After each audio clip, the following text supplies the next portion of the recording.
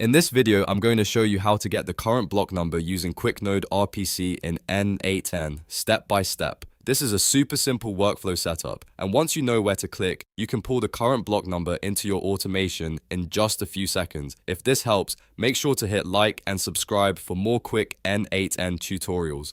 Let's jump right in. First, open the workflow you want inside N8N. This could be an existing workflow you're already building or a brand new one if you're just testing things out. The important thing is that you're inside the workflow editor and ready to add a new node. Next, go to the Nodes panel and search for QuickNode RPC. Once you find it, select it and add it to your workflow. This node is what gives you access to QuickNode's RPC methods, so it's the bridge between N8N and the blockchain data you want to retrieve.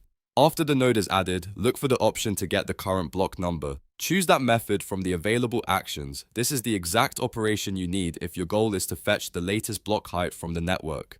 Now it's time to configure what you want. Set up the required connection details, make sure the RPC settings are correct, and adjust any parameters based on the chain or network you're working with. If you need a specific configuration for your workflow, enter it here so the node knows exactly what to request. Once everything is configured, save the node and run the workflow.